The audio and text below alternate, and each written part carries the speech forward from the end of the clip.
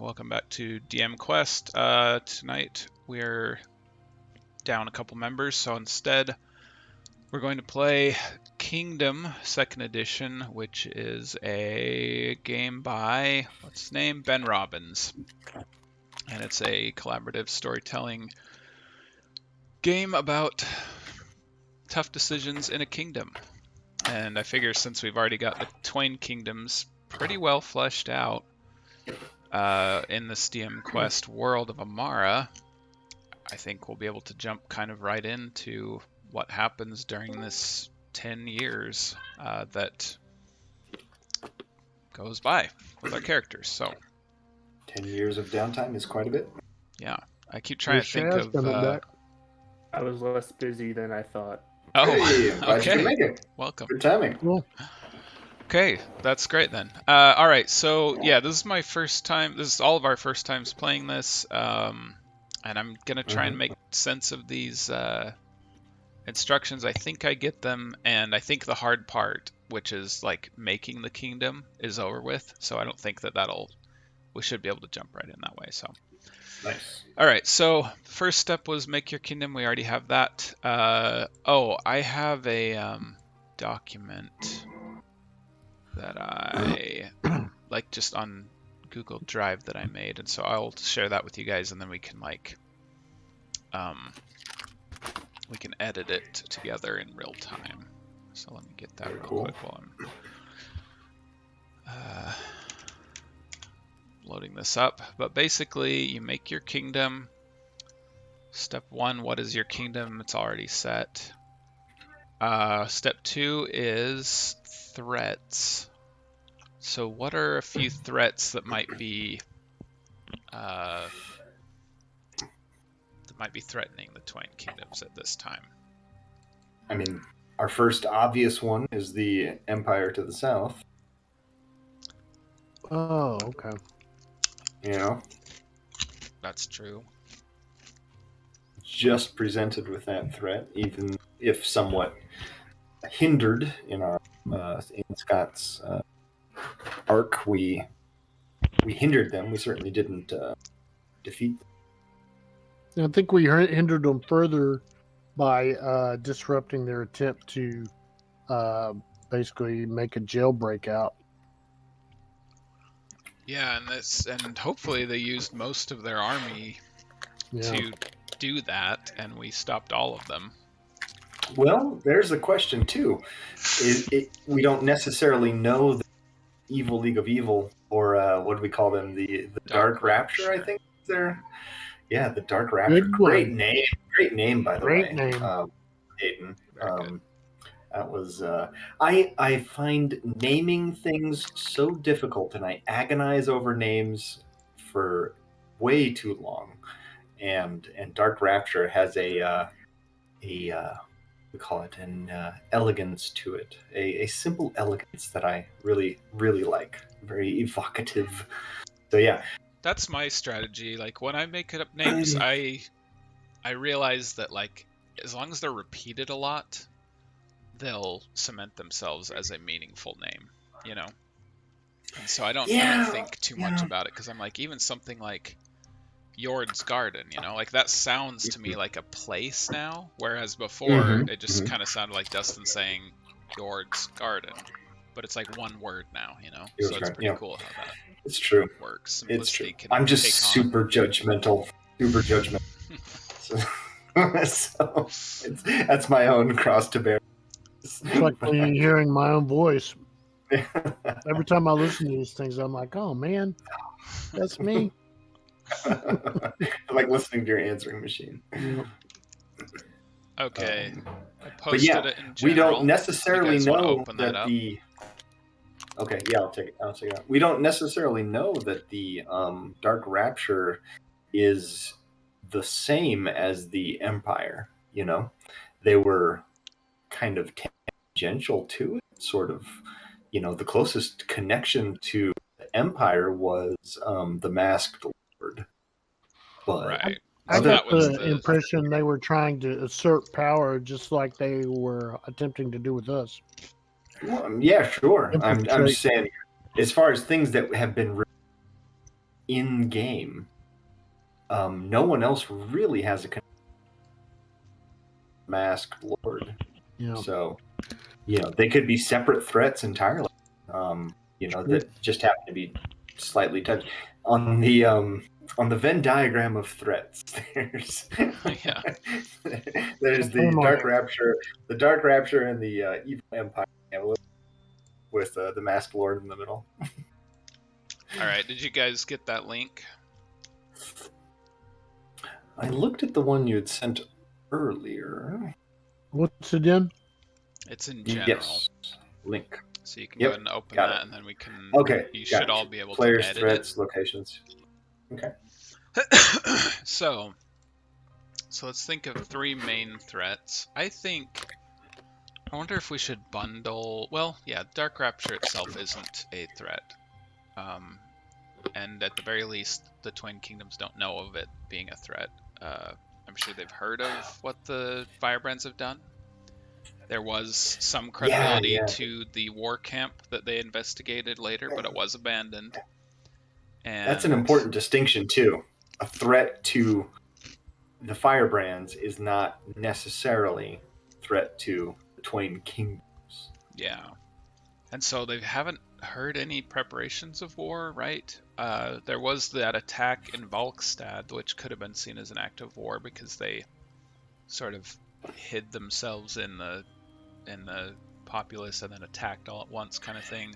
But that was still just against us, right? There wasn't. But we did determine leaders, or we did determine also that one of their primary goals was to create these constructs or animate buildings or something to destroy Hardale. So we know that they have bigger plans than just the Firebrands. And that's Dark Rapture, right? Because that was that is okay. Yeah, so should we just kind of Rapture. bundle Dark Rapture and the South together in one group for now, like for the purposes of threats? Should we just say Dark Rapture and its subsidiaries? If any? at Question all. mark? At all is the at all. Yeah. Well, let's think. What would be 2 other threats if we have? Well, I think there's Dark others. Rapture for sure. So we'll do that as one of the threats. Yeah, Dark Rapture for sure. I think that there is an issue with the forest gnomes. I think that it's not so much a threat, but the sort of influx of forest gnomes into society, economy, trading, that sort of thing. Like, are forest gnomes trying to be a little bit more, less hidden than before, since that ended so badly for them without any help? Are they starting to send out like ambassadors and stuff like that? Or what do you think? You would know as the... I think Jasper is trying to start those relationships with other places, especially with Copenhagen, for instance. They'd probably start with Copenhagen and over after that. I don't know if that counts as a threat, though. Yeah, but how many forest elves are there actually? Forest gnomes? So threats, for the purpose of this, just to clarify, because I didn't realize this, threats are classified as things people in the kingdom are worried about. So it doesn't have to necessarily be like, oh no, it's going to destroy the kingdom. But could it affect the kingdom in a way that is unpleasant? Mm-hmm.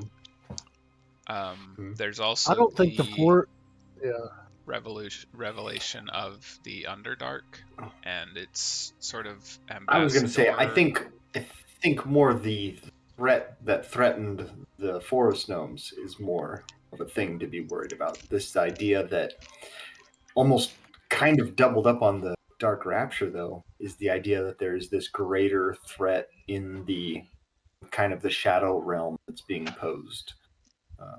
No, I'm talking about the Underdark, like where we went with the Undersun, and there was that sort of revelation of oh, there's people down here and we could trade with them or whatever.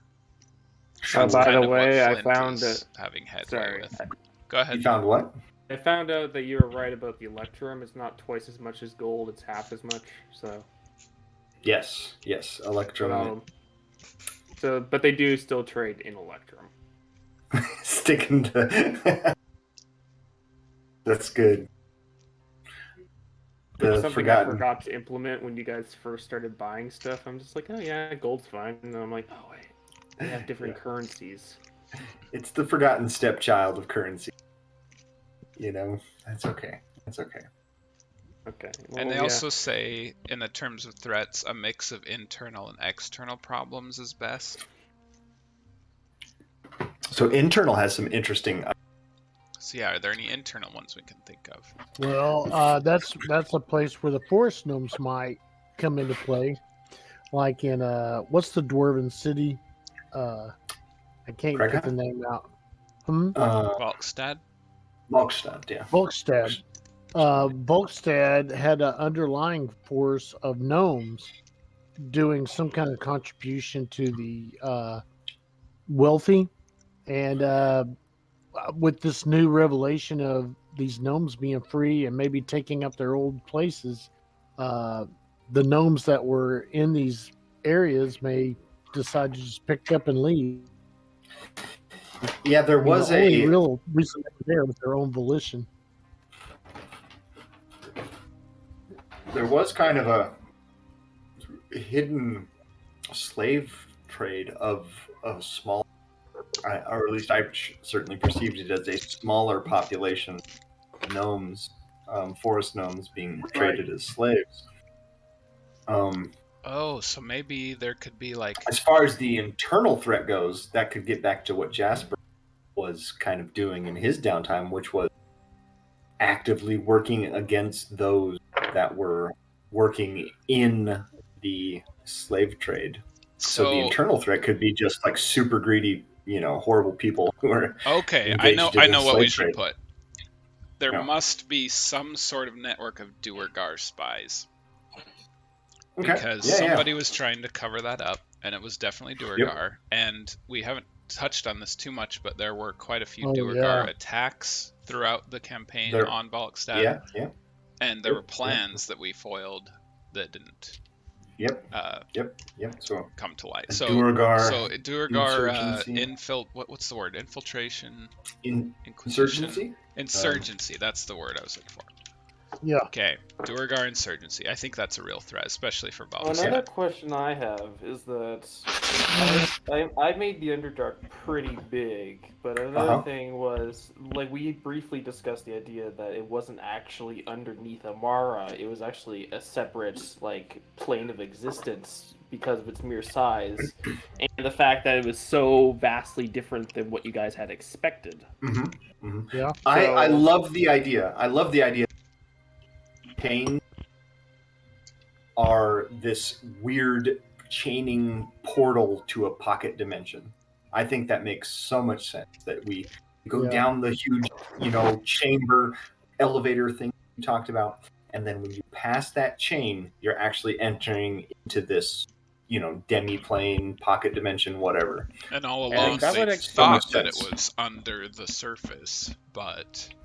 And then a lot of stuff would make sense, like why they think this other world's so magnificent, because they don't actually have a surface world in their world. It's just that. It's just that cave. Yeah. That is their world. It makes so much sense that way. Yep. Yeah. I like that. I like that a lot. Why they're all so nice. Yeah. Yeah, and they're not. They're not Underdark Amara residents, sort of thing. Like they're their own world culture, I think that could be unaffected by the discovery that Flint makes over these 10 years. I like that. I really like that idea. Oh, I rolled for him. Yeah, because Flint is totally involved in that. Yeah, he's right there. He's literally like ambassador. Yeah. In fact, I'll talk about what I rolled for him in our session where we talk about that. Awesome. Okay, I think that's good for threats because we're short on time anyway, so we're probably not going to get to all these. But I mean, if you guys think of one and just want to type it in, great. But I think that'll get us started. And it's good to think about too. All right, Gets the ball locations. Each of us go ahead and describe a location where our characters are likely to be found and to interact. So everybody just go ahead and put one on there. I'm just going to go with what we have on the screen. It's me, then Hayden, then Aaron, then Scott. So whenever it's your number, so I'm 1, Hayden's 2, Aaron's 3, Scott's 4. Whenever it's your number, like you can just go ahead and fill that out in the players and the Okay. locations. So I'm just going to put Hardale. Hardale. Yeah, that's Should I put hardest? like maybe it could have been a little more specific, like Hardale, you know, No, Castle I or think whatever. that's- But you know, I don't think it's. No. For now, we can just, especially since it's the Twain Kingdoms, that it's not just Hardale. If it was just Hardale, maybe I'd narrow it down. But so that's what I'm going to put there. Hardale's good. And then, so go ahead and put a location. You're doing one now, Hayden? A location for our characters? A Just location where of we potential might be, con- where we might be found. Yeah. Where our characters might be found. Okay, so now, Like Shaz, for example. well, Or just okay, like- we're not going to actually play as our characters. These are going to be figures in Ancillary the characters. kingdom. Yeah, figures in the kingdom who have a sort of role in the kingdom at large, but are not affiliated with the Firebrands at all. So, and that's the next step is make your characters. So here's how the character works. There are 3 roles that describe a character's place in the kingdom. Each player should pick one as the starting point for their character. So these are the roles are, and you don't have to have all of them in a game, but I think it would make it easier for us since it's our first time. So we'll try and kind of balance that out. But basically, there's power, where you have authority over the kingdom and you decide what the kingdom does and what it doesn't do. There's perspective, where you understand the kingdom, both its merits and flaws. You can foresee the consequences of the decisions the kingdom makes. And then there's touchstone, which is you reflect the desires of the people of the kingdom. So you get to decide how the majority of the people of the Twain Kingdoms feel about any given issue. So more than one person can have the same role, and some roles might not be taken at all. But since there's, I think we should each kind of focus on that. So if you guys want to just choose whatever, I'll pick whatever's last. But last. I almost said last. So you know what I mean. Laugh. Anyway, so in terms of characters, go ahead and shoot out your ideas if you have some. I've got a couple in mind, so I'm kind of flexible. But I've got one loaded if you guys want. go for it. I've got Grim Silverquill, a descendant and scribe, a long line of poet, scriptwriters, biographers, etc., who is the personal secretary to Valkstad in Valkstad. Oh, so is he a dragonborn? So he is no, he's a dwarf. Oh, He's a dwarf servant to Valkstad. okay. He is essentially the head secretary. All right. And what would his role be? Yes. Power, He can- perspective, or I feel like his role is going to be that of gatekeeper to Valkstad. And as the role of gatekeeper to the king, he exerts whatever will he can have over who gets an audience, a serious audience with the king. You either go to speak to the king, or you go to speak to one of the officials who are not the king, right? Talk to the hand. and by king, exactly. we mean Or by not king. I'm sorry, not king, because Valkstad king. But Valkstad has this hugely important inherent authority that is somewhat paralleled to the king, and it could be a fun way to explore really what the difference is between our dragon protectors of all these kingdoms and the king of these kingdoms. So there is a dwarven king, but there's also Valkstad, this ancient dragon, is the protector of the whole kingdom. Okay. And Defer this to guy, its will. So you're thinking power I guess we could then. explore that. Are you thinking Could be power. It like really, if you guys have any preference to those things, like he could represent any of those other things too, just by changing his and how he does things. He could come out from a purely philosophical standpoint where he only represents the will of the people to the best of his ability when bringing things to his power. You know what I mean? So as his role, I don't actually care. If you want me to choose now, I could choose now. But Yeah, if you guys have anything you prefer, you can choose first. Okay, no, you can go ahead and pick, because it's important to decide kind of how you affect the decisions. So whatever is closest to him, like what would he? Yeah. And you can change your role later, but for the purposes of this, is that list again? I want to read through them one more time. You had so them there's up. There's power, there's perspective, and touchstone. So power is you decide what the kingdom decides when there's a crisis or crossroads. Perspective is you decide what happens depending on the choice. And then touchstone is you decide how everyone, well, the majority of the people in the kingdom feel about the issues. About it. And that's kind of a nebulous sort of meta thing. It is. And you know? And it's not like he decides that. You just decide as the writer of the story. Right. How he would know that, or how he would, that sort of thing. I'll go for perspective for fun. Okay, I think that makes sense.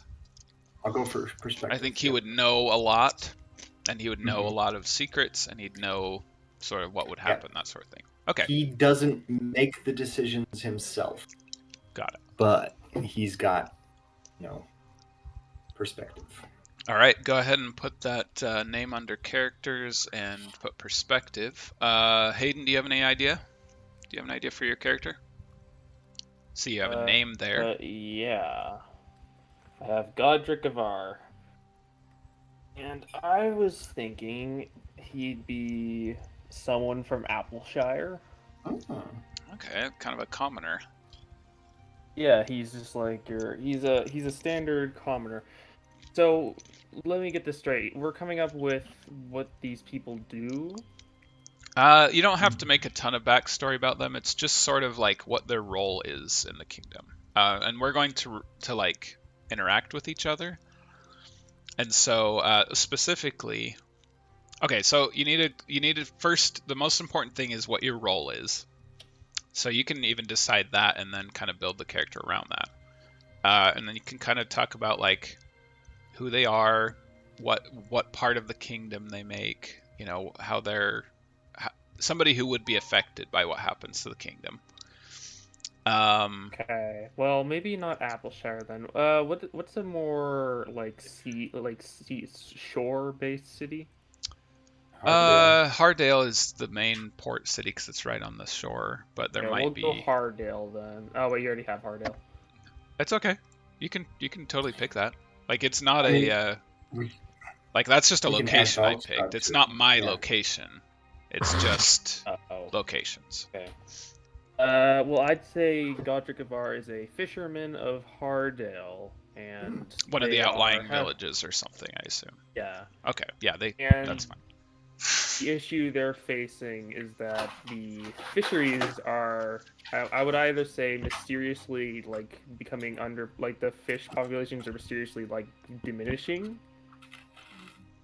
or rather that they are facing a lot of like creatures from the deep that are like attacking their boats and such. Okay, so don't focus less on the threats for now and just focus mainly on him as a character. But keep that in mind. Godric Avar, he's a fisherman of Hardale.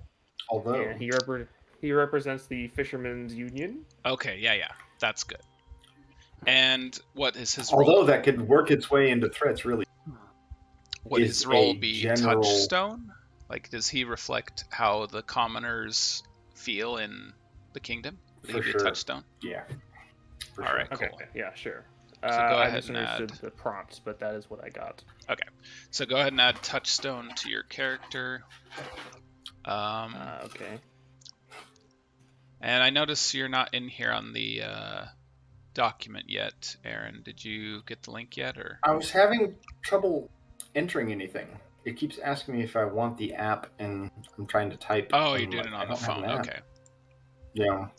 It's easier on if you just have like another browser tab, but I haven't tried that. yeah, try that on your computer. Okay. What? Where is the link in the Discord so I can find General. it? So you can just click General? that and it should open it. All right, and Scott, what do you got? Who's Willem Cutter? Tell us about him. Oh, Willem Cutter is a black market trader who also has a small tavern in town, which is a front for his stolen goods. Which He town has is that in? many ties. Hardale. Okay, got it. One's from Hardale. He has many ties with the other cities, and information is one of the things he trades in. I imagine he might know Branbreck and his operations pretty well. Correct. The criminal underground. Yeah. All right. I know him, but I'd never turn my back on him or be in a room alone with him, lights out. All right. And what is his role? Would it be power, perspective, or touchstone? Perspective or touchstone? What would you say perspective would be? Perspective is you decide what consequences of the decisions the kingdom makes. So he would be more in a position of like knowing things, knowing the big picture, that kind of thing. I think he would be that kind of guy because of his business. Okay, so he's not so much a he's crime more- lord who can get stuff done. He's more of like I can tell you what is gonna, like I can get you the information that you need. Like you mentioned before, right? Information is what he trades in and stuff. Okay, Right. gotcha. Okay. So what would that be? So yeah, that's Touchstone. perspective. Perspective, sorry. So that's Yeah. great. Okay, in that case, I will do power. And I'm gonna be...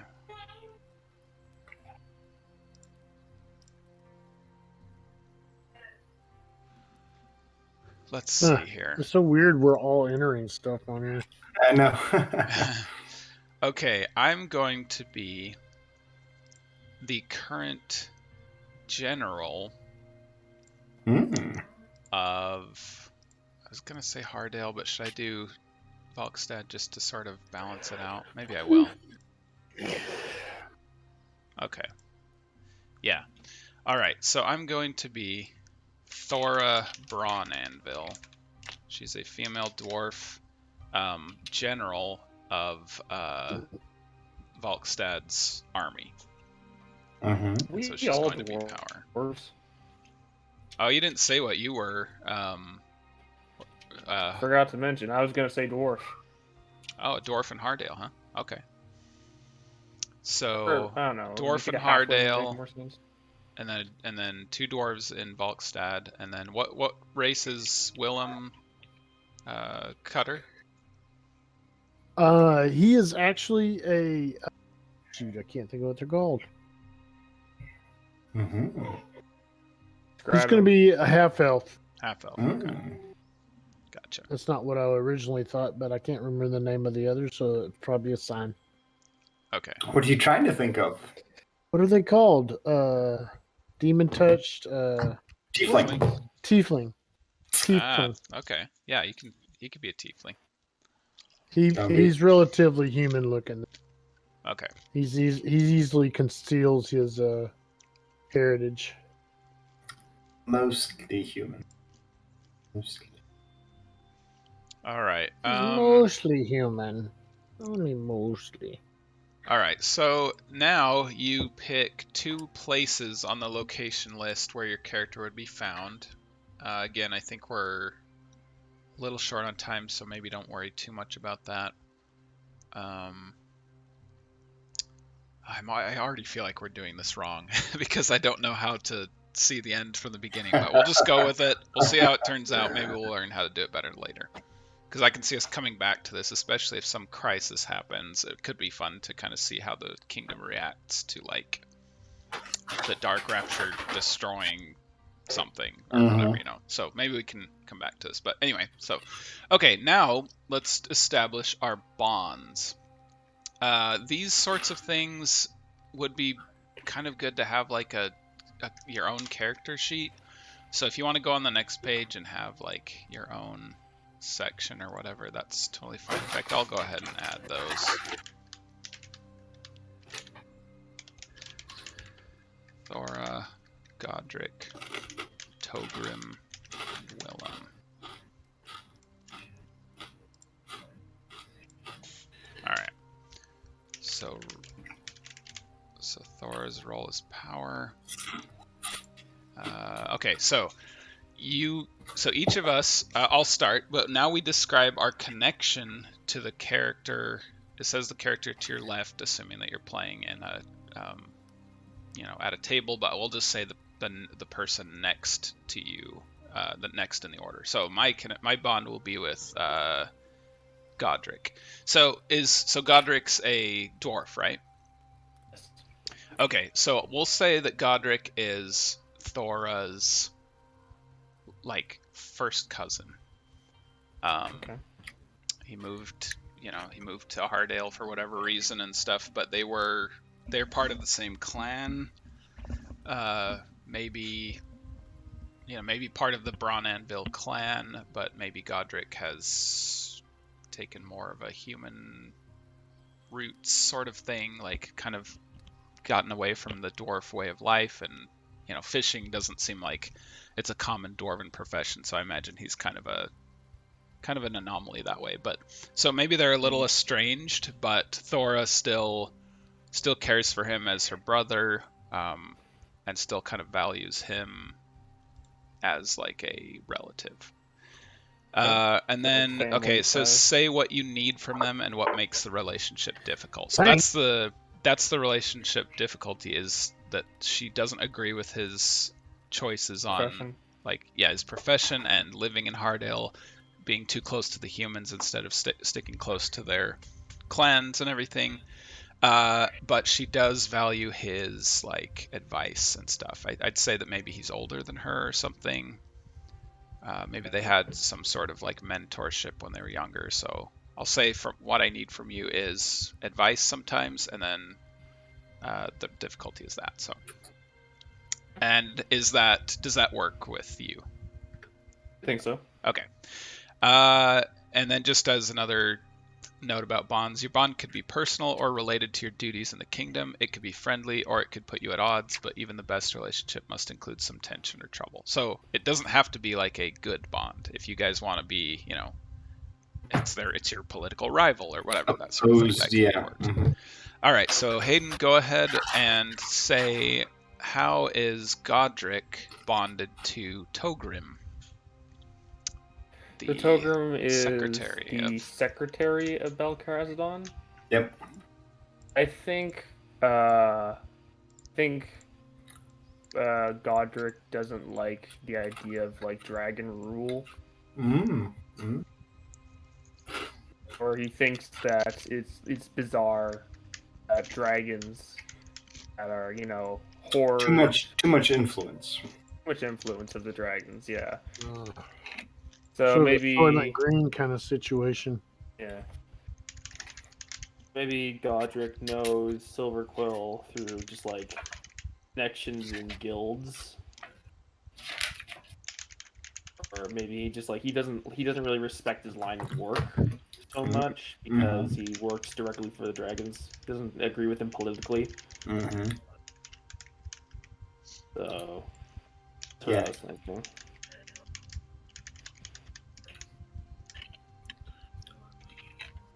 Yeah, Anything Torgrim. else? So Torgrim did is you a have like, pencil. is that maybe what drove you away from Valkstad in the first place? Is that kind of why you're specifically, like, you don't agree about that with dragons, but did you have like are you kind of like upset specifically with Togrim for being that sort of liaison with him, and is there some sort of personal beef you have with him that way? Is that your bond? I think, yeah, the personal beef is just, they're just very politically opposed in those regards, and I think they would take it too personally. Okay, so I'm sure they have some kind of history of, maybe trying to Say enact change. Yeah, I think Godric would be. Godric's always trying to get audiences with council people, and Torgrim is just a officious, just insufferable government lackey, right? Yeah. So Godric's just like, why can't I meet with him today? It's just like, oh well. Very sorry. Booked up lately. Let me. Oh, looking at the schedule, it's bad. That's bad. I think Tell I you can what, pencil you in a year from let me- November.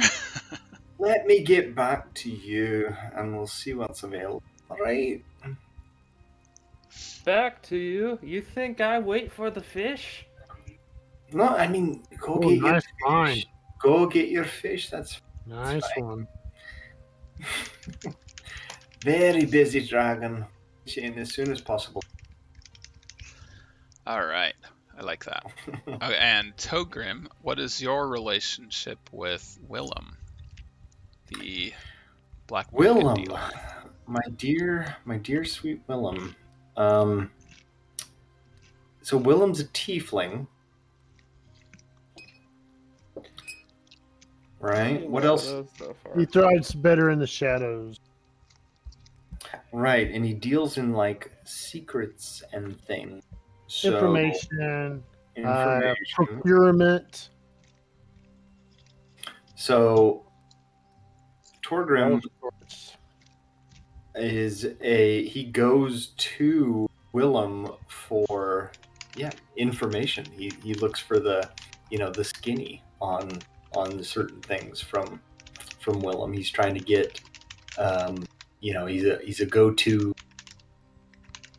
that would otherwise not be available to the city of dragons, right? No one's going to talk to the secretary of the dragon, and no one's going to talk to all of the dragonborn, right? No one's going to just be free and easy with those guys. So, so Torgrim goes to Willem for word on the street kind of stuff. Okay. They all come to Willem eventually Mm-hmm. if they need something. Mm-hmm. They don't have to be friends to do business. Exactly. We've got a working relationship. So the summary of that is you go to him for information sometimes, like you trade information, like for the protection of the kingdom type thing, or at least that's what you say. Yeah. Just big picture stuff. What's going on now. All right. Occasionally things need to be taken care of. All right. What's Thor and Godric want? When civilized folk fail you. All right. Willem has answers. And Willem, what is your bond to Thora? Let me. And that would be okay. Thora comes to me sometimes with questions, sometimes with needs, sometimes it's just a name or perhaps an introduction. And once and like always, we don't have to like each other or the way we do things, but sometimes apparently you can not like what I do and still want to pay for the service. Okay. And what do you need from Thora? Like, what's your bond to her? Money, stability, safety. Okay. We know things about each other that right? keeps us both safer. All right. So you rely on her to kind of turn a blind eye to certain things, kind of inhibit the policing of your activities kind of thing, and in exchange you give government intelligence kind of thing. So maybe it's less about money and more about like legal protection. Okay. Scratching folks' yours. backs. Exactly. Scratching folks' backs. Okay. I can kind of see Valkstad being a little bit corrupt. Like just a little bit like, you think our we think we know what's best, type thing. Yeah, I like that. Okay. It's best people think it's It's that old nobility. Yeah. All right. So now we have connections to 2 characters. Pretty cool. All right. So now that we have fleshed out our characters, do you guys think that your roles still fit? Because you can change them if you need to. I like where I'm going so far. I think they all fit, but if you want to change them, you can. So yeah, I think we're good. Okay. And then in terms of locations, I mean, we didn't really flesh out the locations very well. Maybe it would have been better to be more specific, but we're kind of all over the place. Maybe. I mean, obviously, Thor probably spends most of her time in Valkstad, but maybe she, meets with the general of Hardale and stuff like that. Okay. Mm-hmm. Yeah. All right. Willem's agents travel up and down the river constantly. All right, and then just off the top of your head, everybody just go ahead and make 1 minor character. And all you need is a name and a brief description. I don't know if they'll come into play, but who cares? It's fun to make characters. So I'm going to make... use my name generator here real quick. Gimbal is a forest gnome ambassador from the newly, revived forest gnome nations, and he's just sort of a very revolutionary role in the case of gnomes because he, they've been meant to be secret for so long, and so he's kind of very inexperienced, but he does his best to sort of spread, the willingness of the gnomes to trade and, protect each other in the kingdom. So Gimbal is his name. And Hayden, what's your minor character? Stella Birch. She is a animal husbander. The word, it does animal husbandry, like breeding. Okay. And lately she's been getting a lot of requests for goats, so she's been breeding those up a lot. All right. Goat breeder, gotcha. And Aaron? I am working on a name. And Brahm. I need a last name for him. What race? I can generate one for you if you want. He's a human. Thatcher. Brahm Thatcher. Thatcher is good. Brahm Thatcher. He is a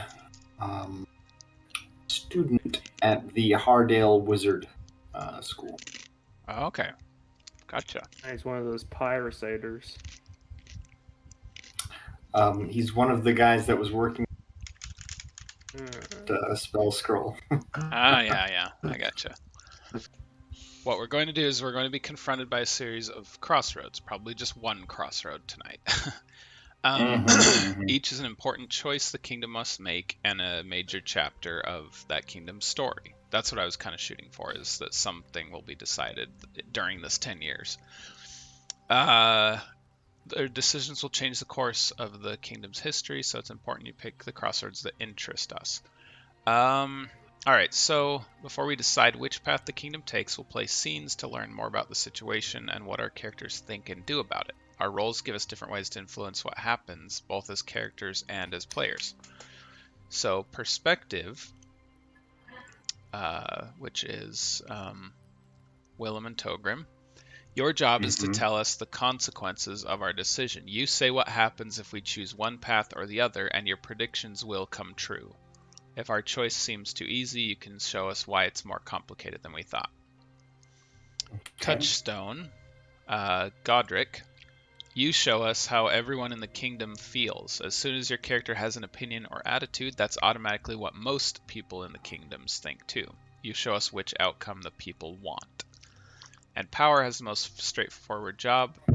I'm in charge. If I tell the people in the kingdom to do something, they do it whether they like it or not. Other players' characters don't have to obey, but I can make the kingdom punish people who don't listen to me or reward those who do. It's kind of an interesting triangle of things here. You can change roles if something doesn't feel right, but I think we're fine with that. And if someone is using their role to take the kingdom in a direction you don't like, you can overthrow them and take the role for yourself. And if you really want to do that, I'll show you how it's done. It's kind of cool, though. Yeah. I'll overthrow the fisherman. A fisherman's gonna overthrow a dragon, huh?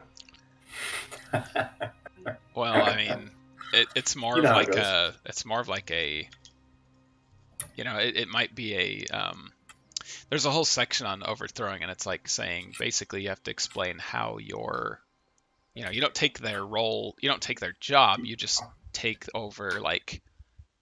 You step down as you lose like if I did that, then it would be something where I lose credibility as a general, and so I no longer have any authority, but then suddenly people like empathize with me more. You know, it's like I expose the the corruption of the government or something. The people are all like, oh wow, what a great political leader, but then I can't get any laws passed, that kind of thing. So it's kind of interesting how that works. Yep. Anyway, so let's see. Okay, so your turn. So I'll since I'm player one, I'll go ahead and start. Hopefully Scott gets back on. I wonder if he's trying to get back on. Did he message anything on the? I haven't seen anything yet. Yeah, me neither. All right. Well, let's see. So, okay. Does anybody have an idea for a crossroad, like a? Should the kingdom do this or should they not? It's always a yes or no thing. And so does anybody have an idea for like a crisis based on these threats that we've talked about? Should the kingdom interact with the Underdark? Yeah, something like that. Is that something that we all care about as our characters? Because it's got to be something that we can like sort of argue about and that kind of thing. I actually thought of something kind of interesting. What if there's kind of a buzz about the Firebrands, and it's like they defeated a whole pirate blockade themselves a few years ago. There's word of them. I mean, they single-handedly apparently freed all the forest gnomes from some threat. There's no like. And there's no forest, like same getting buddy with Copenhagen. Yeah, and so Copenhagen is swelling in power a little bit. Yeah, and Copenhagen is not part of the Twain Kingdoms. Yeah, whether their story about the five Ents is true or not, the forest gnomes came from somewhere, and all the forest gnomes swear it's true. So anyway, all of these things together. Should the kingdom do some kind of Avenger initiative thing where it's like, should we worry about the Firebrands like and their power level kind of thing. And that's not a good actionable thing. But will the kingdoms impose like some kind of, will the kingdoms impose some kind of authority over the Firebrands? Try to rein them in. Yeah, does that sound Shaz like and Hargis would be the first to be like, oh, that's a good one. And that's what worries, I think, some of these leaders. And then there's that Dakrin guy who just went up to the north and just started raiding hobgoblin villages. Wasn't that the guy who was like amassing some cult in Jordsgarden just a couple years ago, and then suddenly he had a heel point turn? So I would love for us to do like a civil war with our characters. Does that sound like a good crossroads then? Should we? Could be, yeah. Okay, Yeah. all right. Let's go. Who would be on whose team? I don't know. That's a question for fun discussion. That's a question, yeah. All right, glad you're back, Scott. So next thing can you hear us okay and everything? Yes. All right. I'm on my right now, so All right, sounds good. We can hear you okay. Okay, so here's what we're going to do. So we're going to make a crossroad. So the crossroad is, will the kingdoms impose some kind of... I'd love to be more specific with this, but I can't think of anything now. Maybe we can be a little more specific. Will the kingdoms impose some kind of governance on the Firebrands? And yes, impose, or no, leave them alone. So those are the two choices of our crossroad. So that's the simple yes or no decision. And then so that's the situation confronting the kingdom. And we don't need to describe the consequences because that's what we're going to kind of play to find out. All right, so we wrote the crossroad down, and at the bottom is 5 O's, and you can check those. Those are basically check boxes, so you can replace them with X's when we need to. Okay, let's see here. So first, let's do a scene. So to start the scene, we need to say who is there, where we are, and what is going on. Whoever's turn it is, your main character must be in the scene, and you have final say over who else is there. 2 or 3 characters in a scene is ideal. Minor characters can be there if needed. Okay, so let's say that this takes place in Valkstad, in one of the not the war room, but one of those rooms up in the Baldurk, King Baldurk's palace kind of thing. So it's Thora's, basically her home turf. She invites her brother Godric there. Okay. Actually, no. Okay, instead of a war room, they're meeting at a tavern, and we'll say Lord O'Hatch's tavern, so that he's there. But we'll say that Thora invites Togrim, and then also invites Godric, because this is kind of the first stage of it, is where dwarves are involved, I guess. So we're in your tavern, Scott, Lord O'Hatch's tavern, and we're meeting together to discuss this threat, I guess, or discuss the recent happenings. So we're in Lord O'Hatch's tavern. Is Lord O'Hatch a dwarf or a human, or something else? You know what? He can be a dwarf. Okay. All right. So we're in this. We'll say that this tavern's one of the swanky ones that kind of the politicians use, that sort of thing. It's got the finer, more expensive beer to keep the poor people out, and Thora, maybe to get Godric there, she like offered to pay, kind of thing. Kind of treat him just. And then let's see, what are the characters doing here? So yeah, are we? I say that we're all just like here by a prearranged meeting kind of thing. Yeah. Okay, so secret to making a good scene isn't coming up with an amazing idea. It's painting a clear picture, so that's good. And okay, playing the scene. So yeah, so basically we're just going to start role playing. Use your role. If you think so, for example, Godric, if you think of like some way that the actually I'll put this on the crossroads.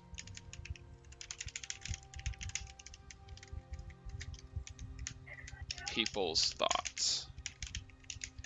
So you can add to that if you want. And Togrim, you can add consequences under the yes and no things of what you predict will happen, and those will happen. Like you, since you are, of the perspective role, you can decide that those things will happen. Okay. Let's see. Use your role if you want to stop or overcome something. There's a way to do that, which is kind of cool. So, okay. So yeah, we start in. We sit down. Big tankards with like ebony wood on them and with like kind of a gold hoop on them, just overly lavish in even the drinking cups that are brought to the table, filled with the finest Valkstad beer, are set down. And Thor is just sort of sitting there waiting for you guys to arrive. Do you guys come fashionably late? Do you come right on time? I come right on time. Okay. I've been there an hour watching the room and chatting.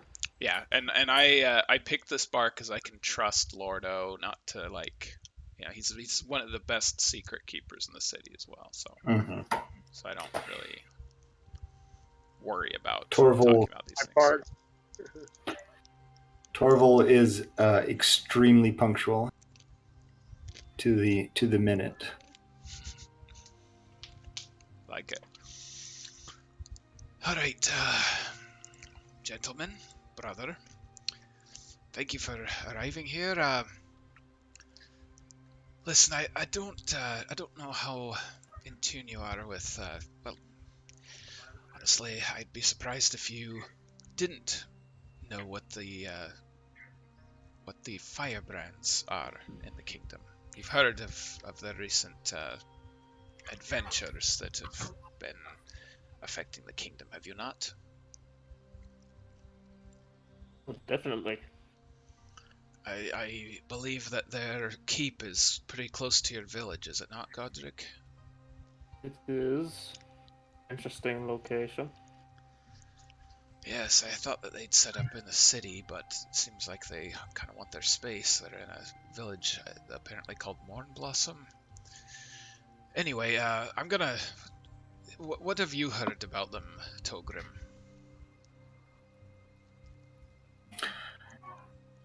They've done some services. Kingdom. It's true, they have the ear of our Lord Bakralzadon. As at the moment they haven't set themselves up for any sort of outward opposition to any of the graders. There's been quiet on that front. They're certainly looking to make a name for themselves. They're extending their influence. That much is certain. And make a name for themselves they have. It seems like Indeed. there's... And that's what I'm a little worried about. There was one of the members of the Firebrands in this very tavern about 6 months ago, and he got all the lads in a ruckus about a story that he had. It's the half-elf. I don't know their individual names. I just know them as the Firebrands. The half-elf kind of creepy eyes. He came here telling some story about how he took control of a treant and clove the armies of a dark army in two, and it was an army that had threatened Valkstad before, and I've investigated those reports. There were some assassins hiding in the city, but I don't think that they have any threat against us anymore. But he said they had an entire army and all kinds of spooky lieutenants working together. He said he knocked down all of them with his friends, the Firebrands, and saved the entire forest gnome population. Now, I have seen more forest gnomes around. They're not very common, but on a trip to Copenhagen a few months ago, I noticed that there's a lot more down there. There weren't any forest gnomes as far as I knew. In fact, as far as I knew, they'd all disappeared many years ago, but here they are, regardless of whether or not this is true. The forest gnomes seem to think so. And so I'm thinking, before this gets too out of hand, I don't want them thinking, I don't want the people thinking that the Firebrands can fix all the problems. And so I propose that we impose some sort of regulation on them as a guild. Maybe at least make it clear to them where their jurisdictions lines are and where they shouldn't interpose. And I need you guys as counsel. What are your thoughts? Well, I know that the common people admire Firebrands, almost to an extreme. However, I would say we all are in agreement that they're a little too ambitious. They got their head in the game in a very morally ethical standard, save for those, hunts that Half-Elf one went on. As far as I know, he's still up there. There were reports about some sort of rampage that he went on a village. It turns out that wasn't an isolated incident. As far as I know, he's still up there in the north, causing chaos among the hobgoblins. I'm frankly surprised that none of them have sent an emissary to see what the deal is, but luckily that means they don't see it as an act of war. They think it's just some madman. But what if they do think that it's our doing? That could be very... popularity of the Firebrands aside, that could be very bad. We just got finished with the third Hobgoblin War, for Yord's sake. Mm-hmm. Fourth would be... A fourth would not be a good time now, with us dealing with the Duergar and finding more and more spies within our own ranks. It all depends on what our goals are. A fourth war could be advantageous at this time if the hobgoblins started over unprovoked attacks on their borders and they suddenly begin to attack our cities. This lone person up there attacking villages, a lone actor, has nothing to do with the government here or the Twain Kingdoms. If the hobgoblins decide to take official action, they're provoking another war, and in their current state, that might not be the best decision for them. So, I'm not entirely certain. Have you heard of a false flag operation? The false what?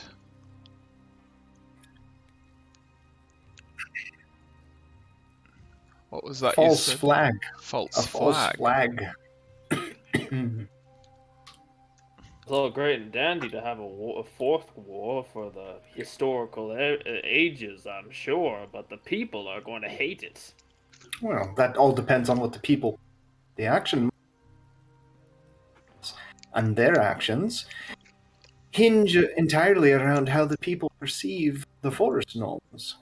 Now, you say the forest gnomes are coming into cities, And whether that's good or bad, it depends entirely on how the people perceive the forest gnomes. If we wish the Firebrands to be unpopular, all we have to do is make sure that everyone realizes, as opposed to an advantage. Now, it would not. Forest gnomes have long. You're cutting If out they again have a little. meddlers, son of a gun. Talk about If something important. if the forest gnomes are just meddlers bringing in problems from other places, they could easily be painted as troublemakers. All right, Togrim, you're kind of all over the place here. The question is, Yeah, what's the question?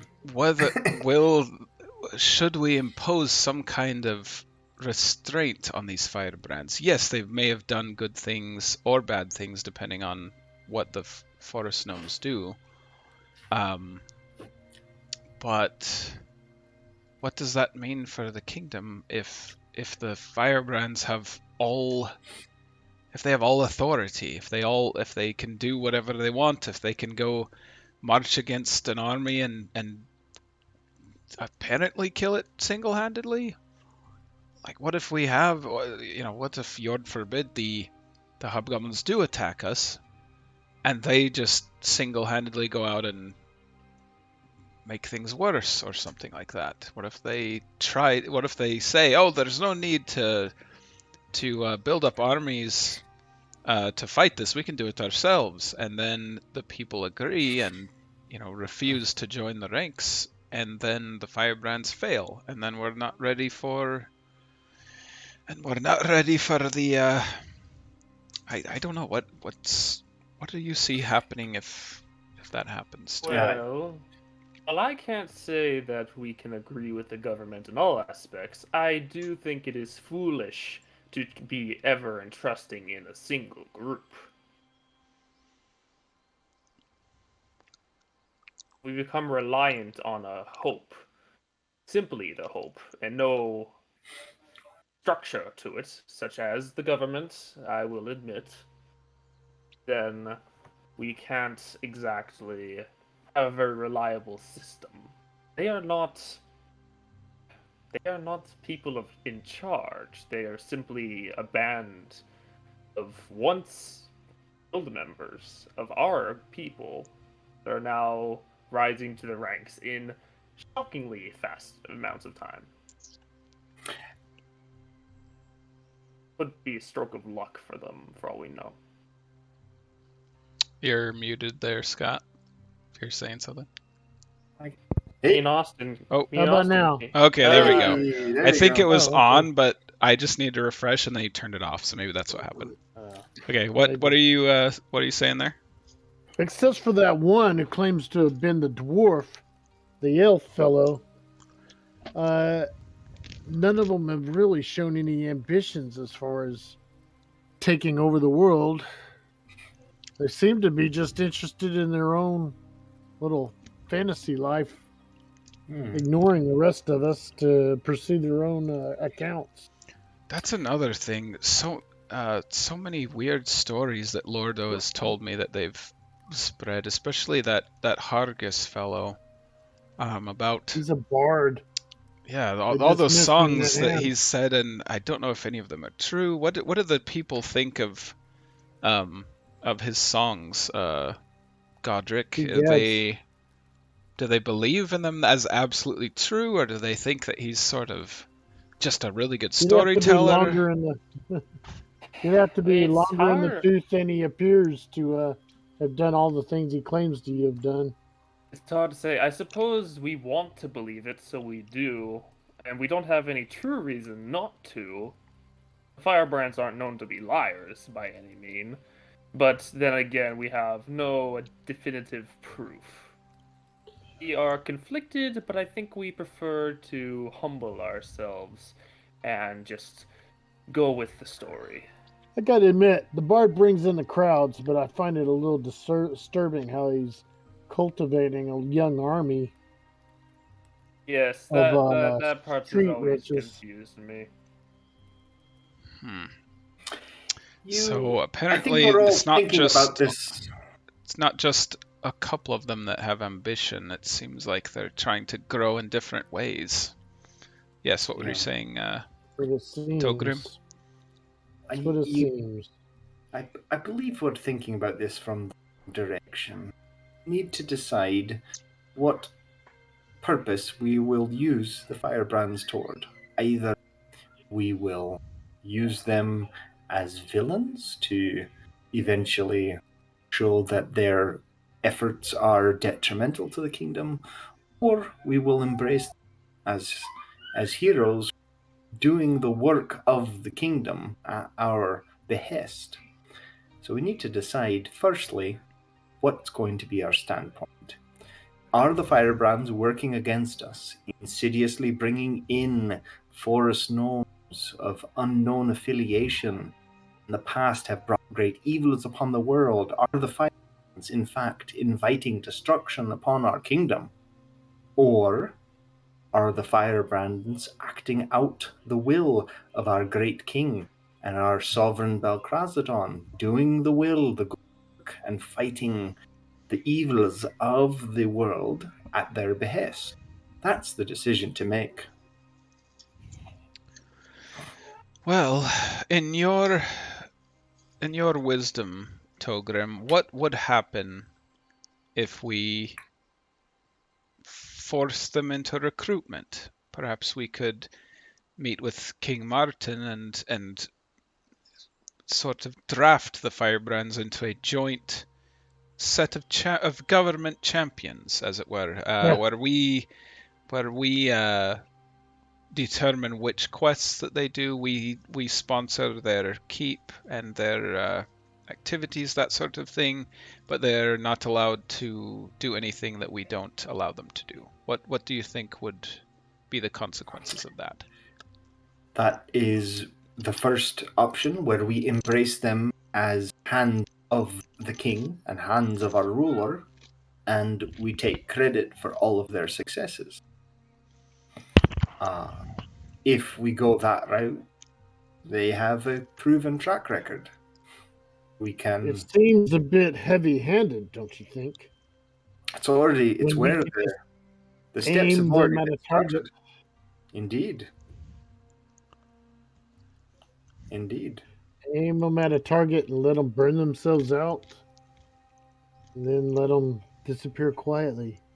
With their official establishment of a keep backed by the royalty of Hardale, the steps have been taken to back them as an enterprise already.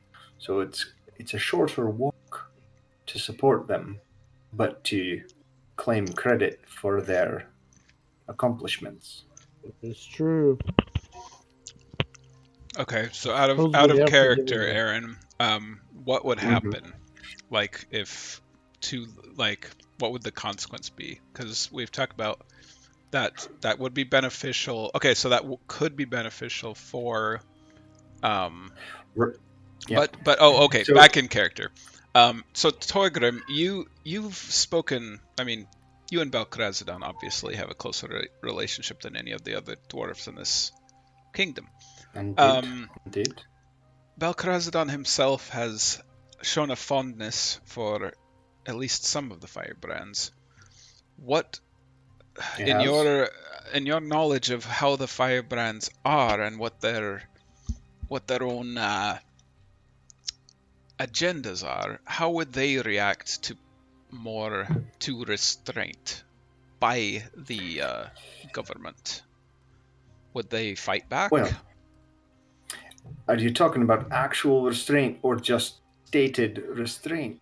If they are a group of half-cocked ne'er-do-wells who will well to actual restraint, but on the contrary, if we just take credit for all of their successes, then that's the other side of things. Well, I mean, they'd still have to agree to that. We can't just say, "Oh, that was all us," because they'll come back to, they'll start sowing rumors that that's not true, correct? Aside from the bard, there's not really a chatty one amongst them. So it's just controlling the narrative, really. I don't know about that. That half-elf But was pretty keen on making it clear what he did in the battle, and didn't seem to be too Sure, happy but when look, he yeah, wasn't. but look where the half-elf ended up. Limping back with his tail between his legs is where he ended. He's still there. Sorry, back out of character. Oh. This is during his rampage Oh, just that this just happened. just So on. Okay. yeah, so Yeah. yeah, Some he's guy still. walks in, it's like, hey, you just got back. Oh well. All right. In that case, yeah. So he's still there. He's. I mean, the outcome of that remains unseen. If he's successful, then we take credit for it, and we are the official sponsors of such an endeavor. Should we be? If he fails, he went off half-cocked. No jurisdiction of ours. It's all about choosing the outcome we want and making the narrative match that. perception. Well, there's one thing to consider on the negative. We are not on their radar yet. If we go down this road, then we will be known to them eventually. Mm. As is, Do we think, want to attract their attention? as it is, if we pick and choose the successes and failures of the Firebrands to tout or demonize, we can have the populace on our side regardless. Anything they do, we can say that was a enforced endeavor or a vilified endeavor, and we can get the best of both worlds, as it were, while they are working generally for the perceived advancement of our cities. But okay, well, how would the populace react to that? They already, I mean, they voyaged a couple thousand miles south on some errands that we Indeed. clearly wouldn't have ever mandated. Like that would have, I mean, if we told everybody that we were telling them to go south and pick a fight with the barbarians to the south, that would have worried everybody into thinking that we're trying to pick fights, but they did that on their own. Certainly, we don't claim that before the success, but after the success, it just becomes known that once again, great armies of Valkstad and the Twain Kingdoms have had a success to the south. Let things be known when our successes are had. What do you think, Godric? Knowing how their names are whispered among each other in taverns and places and among the common folk, how do you think that the general populace would react? What do you think about us imposing this and sort of stealing the credit for all their good things? I think it's hard not to take them serious whenever they come back from these endeavors and they start spreading gold like they're a blind man trying to find his way home. And what about you, Godric? Seriously. On the one hand, if the people were ever to suspect that we did such thing, that we took credit for lovable hosts, well, it would not look too kindly on us.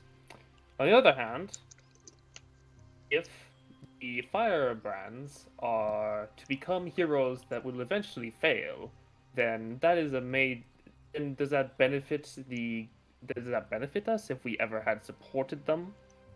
Or if they are to become villainous, then it is still credible that what they did for the good was of the government's plan, but anything they did for the worse was against the government. There are less consequences for villainizing them. consequences will be directly But in proportion to their successes. yes, I believe the people would rather see them fall. I think the people would rather see them fall as a villain, and trust in the government, and see them fall as heroes and also lose faith in the government.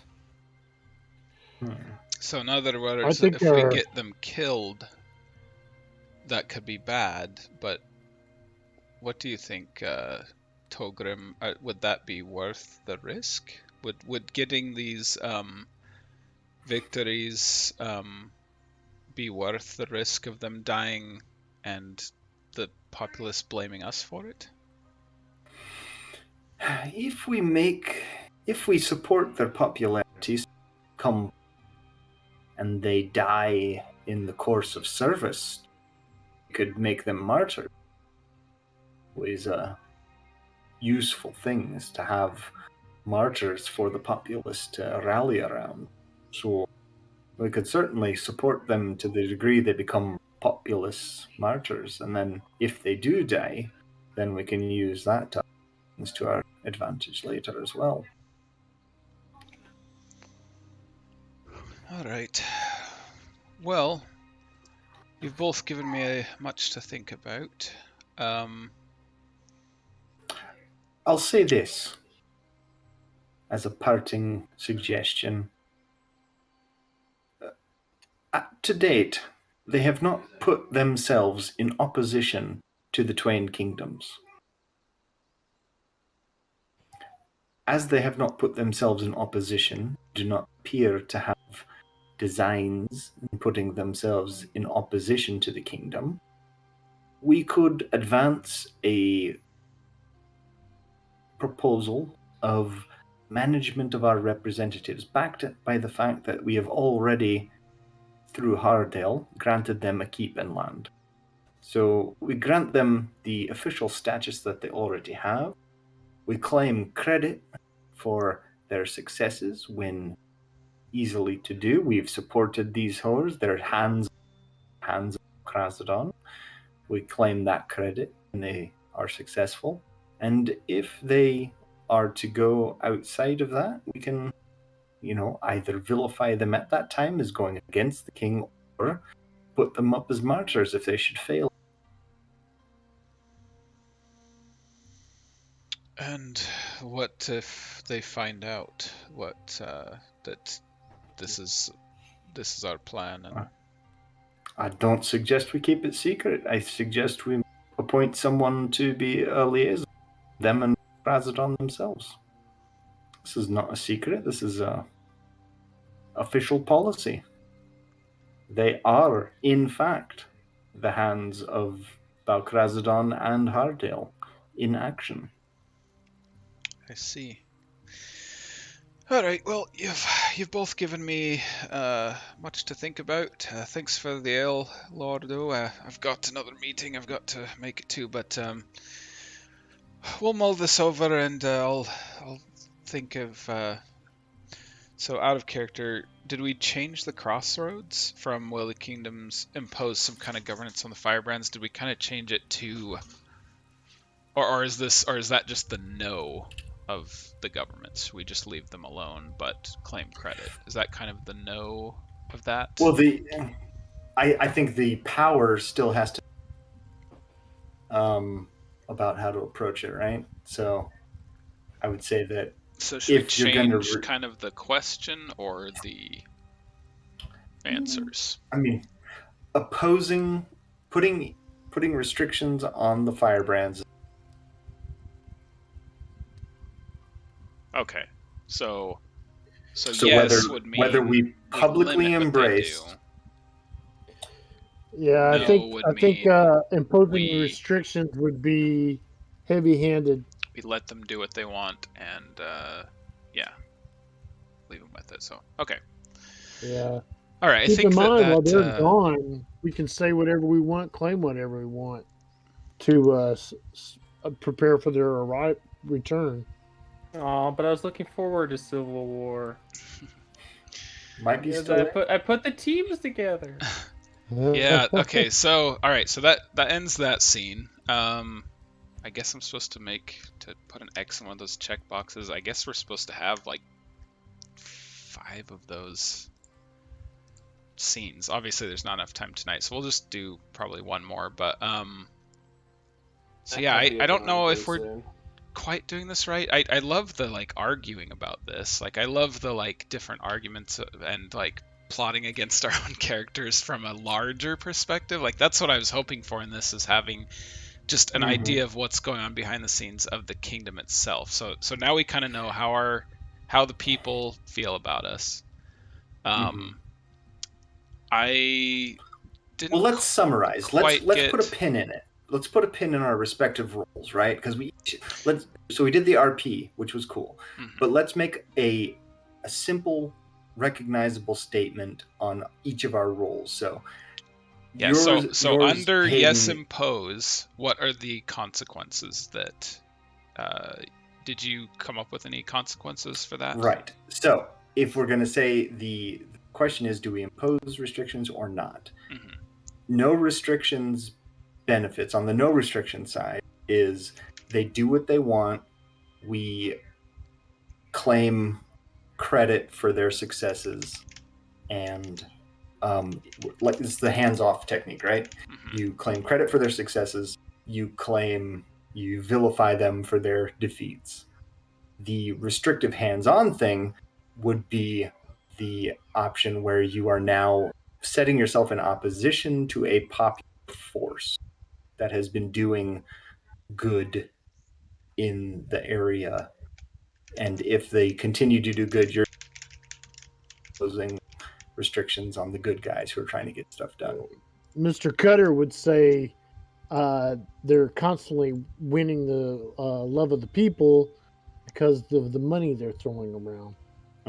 Okay, that's what I was going to say is after the scene, any players that weren't in it, which was Willem, can have a reaction where he eventually finds out about this, probably from me since we do business, or from you, I guess, since you have that. So yeah, that makes total sense that you would talk about the money aspect too. That's something we didn't even talk about.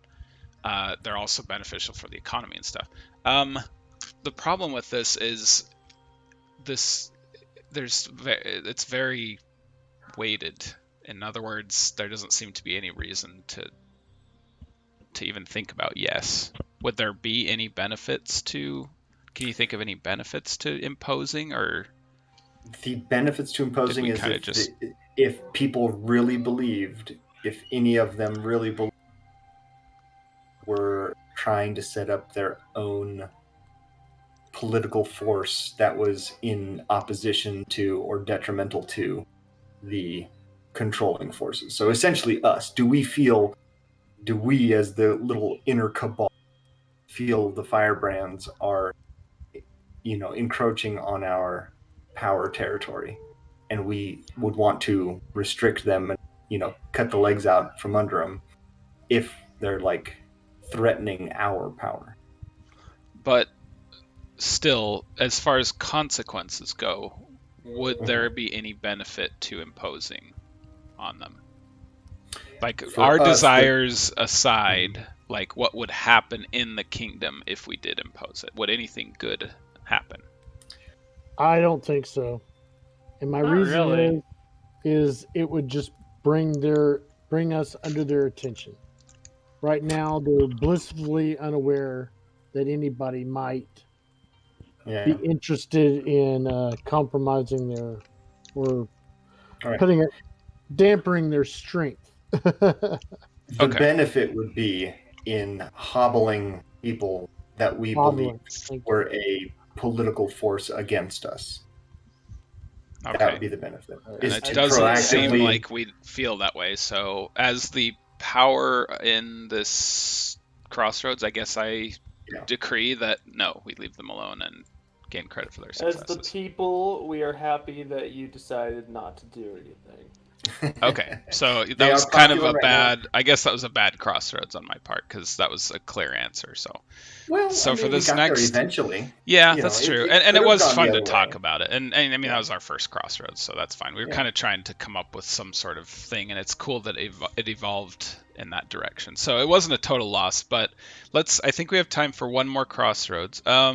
Scott, since you I didn't have get to to go. join that, okay, Oh, sounds good. We'll do all it right, with bud. I just the didn't rest of us realize I three. wasn't there. Well, you're You're the tavern keeper bartender. but now you You're can the play bartender, as yeah. like the Oh, okay. perspective guy. So That's what I thought so funny because you're giving like all these great insights and like the three of us yeah, are he's like, just washing glasses. Like, yeah. yeah, but you got to keep in mind the economic. So Classic bartender move. yeah. Anyway, Right, thanks right. for joining, Hayden. Okay, so Scott, if you want to make a crossroads, you can, or if you have Yeah. an idea for one, Aaron, I think we I have time really for one more. I really don't. I don't know where to go. Is there something that Part would of it's put? because I'm really tired, but Is there something that would put our characters at odds against each other? Because I feel like we're too on the same page. You know, like it'd be nice if there was something that we could like, I don't know, that would only benefit one of us or something. That's what it says when it says to come up with the crossroads. Is you should come up with something that is, let's see, it should interest them. Whether that's because they disagree or agree with it.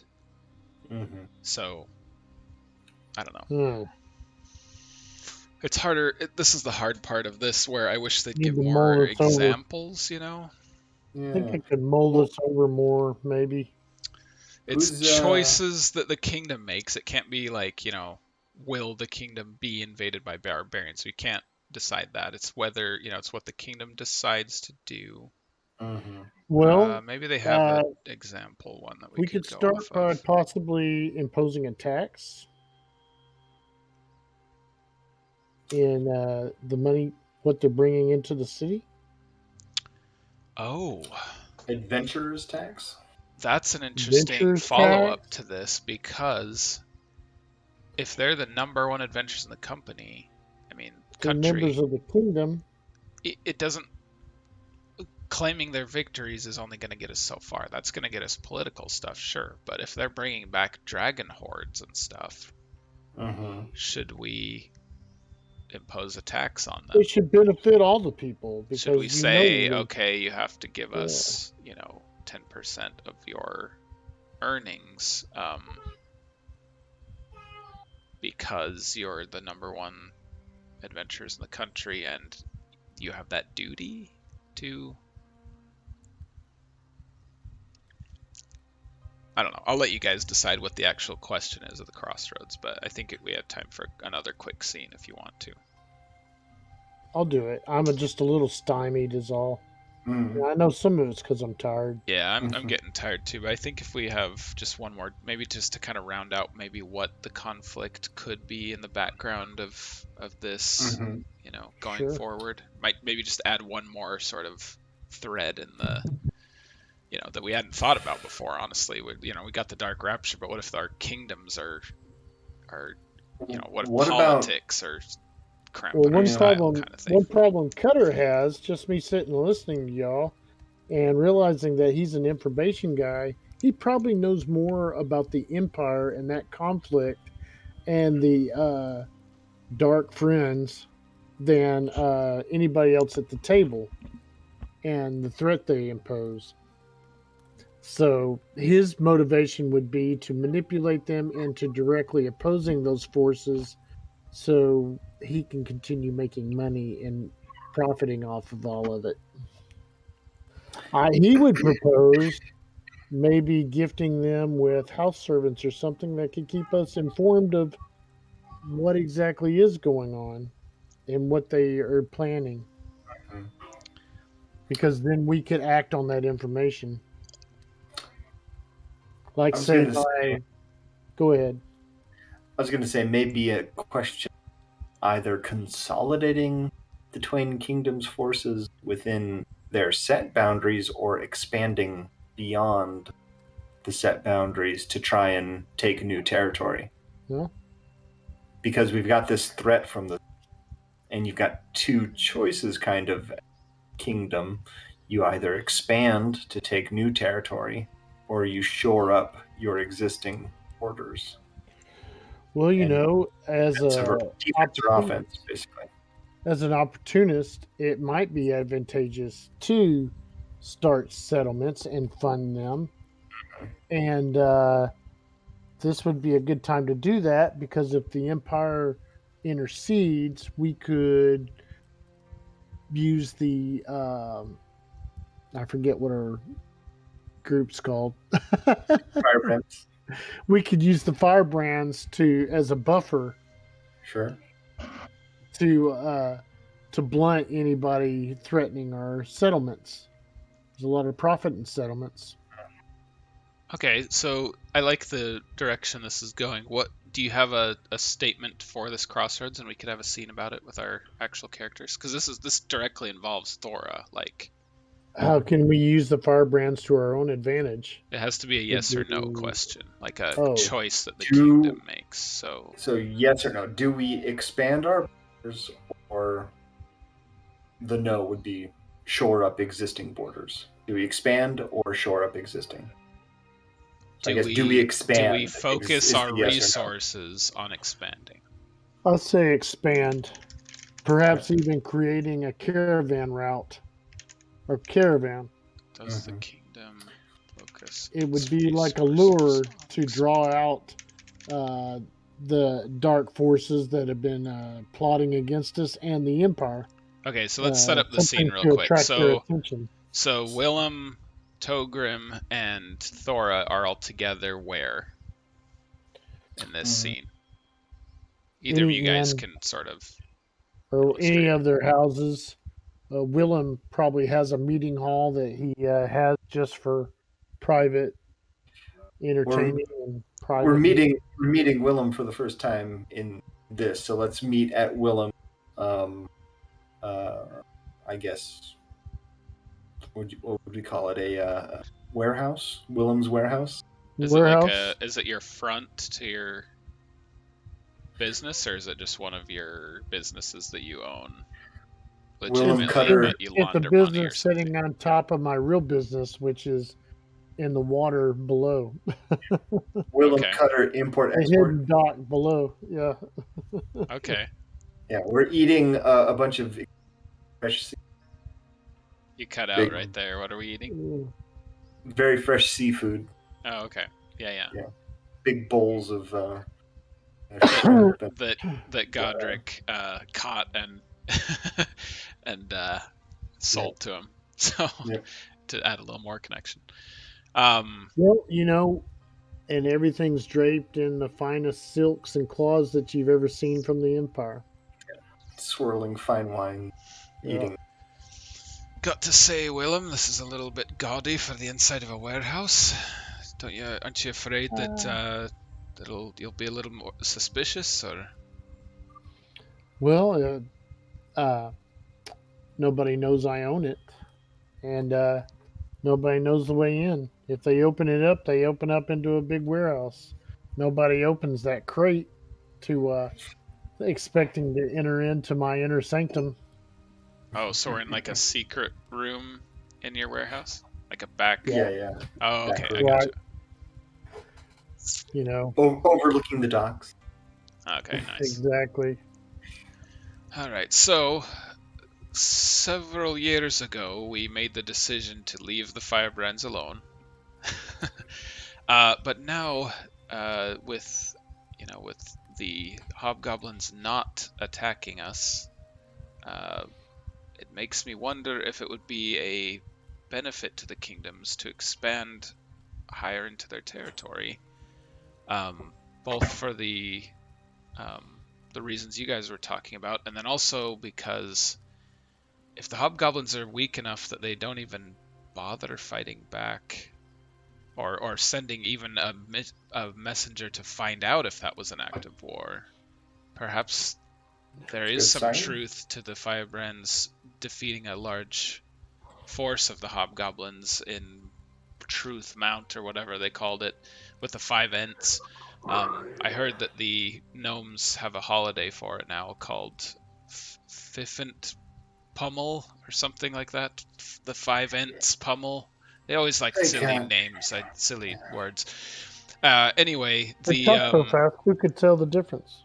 I don't bother with it. my reason for meeting I with just both of usually you say today yes. is I need both of your perspectives on what the consequences would be for an initiative like this. What would happen if we focused our Since that fool resources on Dacron, expanding northward, possibly southward? I haven't heard anything about the Southern Kingdom attacking, and they are very far away. But it would be nice to snuff out the hobgoblins entirely. since that fool Dacron stirred up the hobgoblins, my profits have tripled and quadrupled.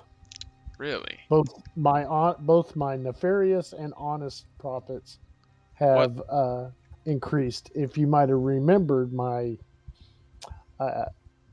interesting friends, I did encourage you to invest. What products specifically have risen in popularity since he stirred them up?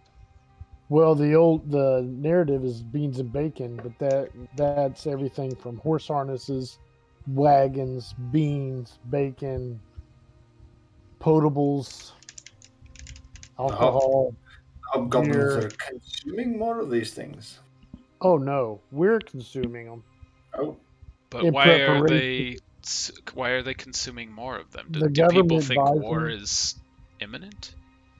The government's been stockpiling even that pasta they make now.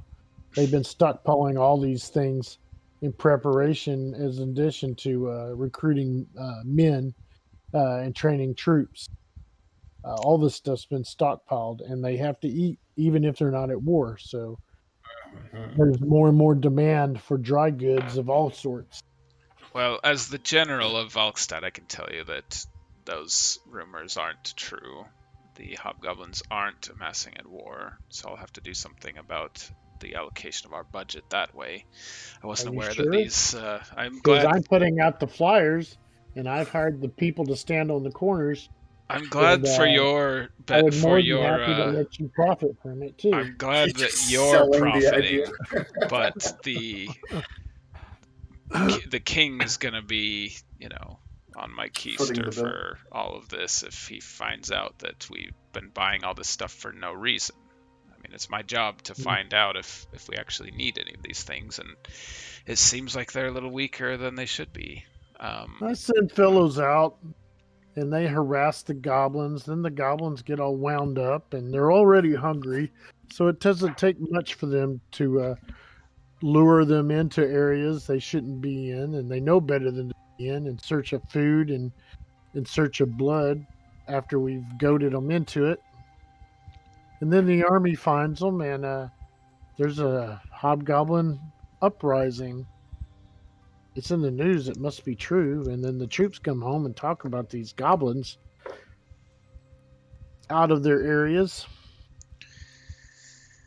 My understanding was they didn't get wound up, which was a surprise because, I mean, something like that, the year before the Third War began would have started the war then and there, but it doesn't seem to have done much. Is it because they lack resources up there in the north? Is it because they are limping away from some battle that left them without hardly any warriors? That is the impression that is what I've heard. And I've heard that the Firebrands are a big part of that. Well, obviously this Dacron fellow was. I haven't heard anything of the other Firebrands doing anything with hobgoblins since that Fifant Pummel. Well, if you've seen Dacron harvesting goblins like they're wheat in the field, you would understand. But at the same time, I think he's grown weary of it and has lost his zeal. He did return. Perhaps the killing was too easy. He did return very, very wounded. Last I heard, he left the Twain Kingdoms, went to the Ivory Isles.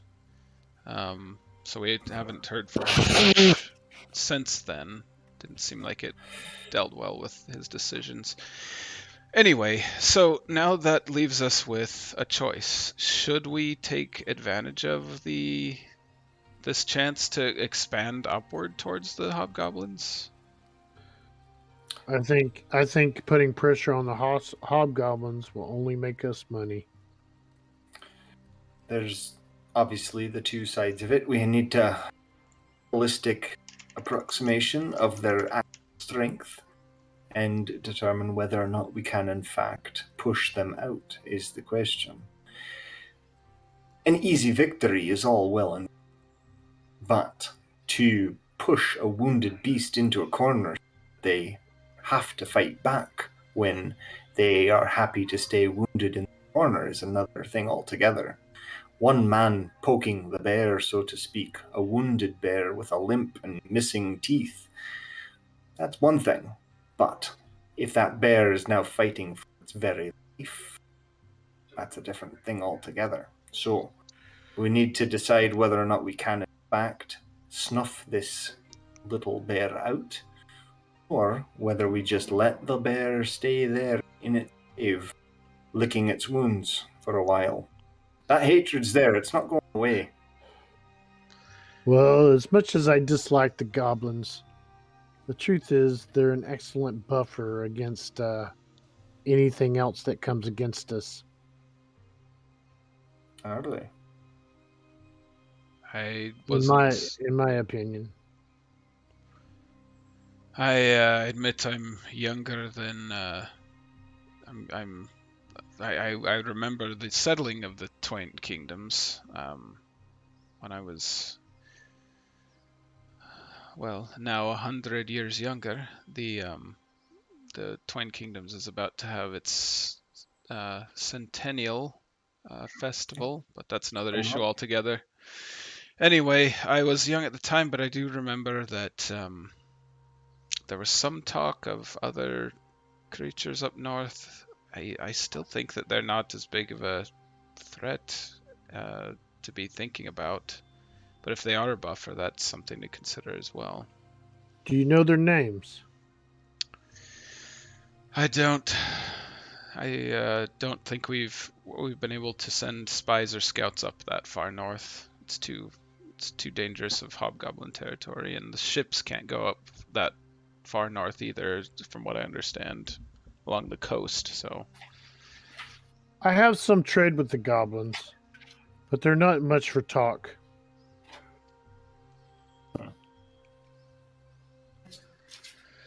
there's also the matter of the Draconic Accords, where the dragons won't get involved in the wars, and they let us fight our own battles, and in return they don't just lay waste to everybody and leave the entire world a burning cinder.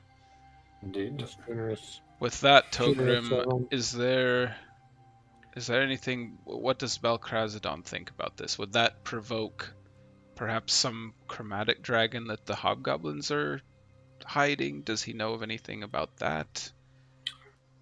From what we understand, there's no hobgoblin dragon as beholden to the hobgoblin. Zelhala holds is the areas north of that, but that's far north of the goblin territory. Well, it's also on the other side of the frost spine, so it doesn't really Indeed. cover that. far as we know. I heard rumors that there was goblins supporting a black dragon. And I've heard that that dragon has given its allegiance to someone towards the Empire. I know no more. Is that south then? North? To the south, yes. Alright, so That's Worth- I think I've heard of that And as there well, is and rumors that's of a black dragon carrying a mounted rider. alright. so if they don't have a dragon part of the Draconic Accords up north, what's stopping Valkstad from simply going up there and destroying everything for us? Obviously, we I have to try fight our leave own battles dragon for business to defense, dragon but business. I He thought may- that dragons were a sort of insurance for wars, so that, you know, almost like what the economy is to coin, the dragons are the same thing for safety, and they're a symbol of protection in the armies and whatnot. So if the hobgoblins don't have any other defenses, then is there any reason not to claim their lands? They've got probably lots of resources. The Sotek mines are quite potentially profitable. We've been, digging them out for quite some time. Currently, they're, for the most part, out of the mines. We have economic control of it. It's just whether or not we snuff out the hobgoblins before they can threaten to take them back again. And it doesn't sound like they're going to do that. It sounds like they've got some sort of problem that's preventing them from getting back up when they've been knocked down. They beat that Dakrin rampager in the end, but it took them something like 18 months of him living up there, and God knows what caverns or, lone camps, and just making skirmishes on them. Problem with the hobgoblins is what has always been the problem with the hobgoblins. Every time they've arose, it's been because they had some strong leader forcing them to. They've never been cohesive on their own. And as long as they don't have that strong leader, which I've heard has been managed to be culled out every time one pops up, they're not going to arise on their own. The second in command of the Third War was a hobgoblin mage named Banakir, and from what the Firebrands say, they personally, Dakrin personally assassinated him. I have no idea or intelligence on who's next in line, but if they haven't made themselves known, especially against Dakrin, I mean, if he was the killer of their leader, then I'm surprised that they haven't made it more of a spectacle of hunting Dakrin down and avenging. It could be weaker than ever. It could be weaker than ever. The goblins fight lead by intimidation. In other words, their leaders are in the back with whips, goading them on, while the rest of them advance because as much from the fear of the whip as it is they are of the enemy. Aye, that's true with goblins, but the hobgoblins themselves, they thrive on martial prowess and discipline, and if they can't even get enough troops to or goblin slaves to do their marching for them and intimidation, this might be the perfect time to expand. I'm not interested in war, but the goblins are very formidable as individual warriors, but they're useless as an army. Oh, that's not what happened in the Third War. Their army decimated a large part of our kingdom. Like I said, they're very martial. They've got tactics and work together very, very well. Only because they had somebody to pull them together and keep them in line. Left to their own deserts, they break down very quickly. So the question remains: do we hit them now when they don't have that leader? Let them be. Well, I think now would be a good time to at least start setting up some forts up there in the north. Let them know what their place is and know that their place is shrinking. And that they should be able to, that they're going to have to deal with it, and their days and their years in this part of Amara are numbered. We could establish a trading post that is well fortified and then we can assess the situation and look for our opportunity to undermine them further before we give them the coup de grace. We could start establishing and sanction. You're cutting out. Son of a gun. Yeah, it's frustrating. You've been cutting out in and out throughout the whole time, but I've been able to tell what you're saying and stuff, but every once in a while it's all the important nouns in a sentence, and I'm like, I gotta say something. It's really unfortunate. I was saying we could impose, as you say, trading posts and grant lands to people to start getting our people established up there, and just gradually start pushing them northward. And if they attack, then we have. If not, we just keep expanding our populace northward and push them out. It'd be a grand excuse to encourage the Firebrands to intercede for us. Potentially.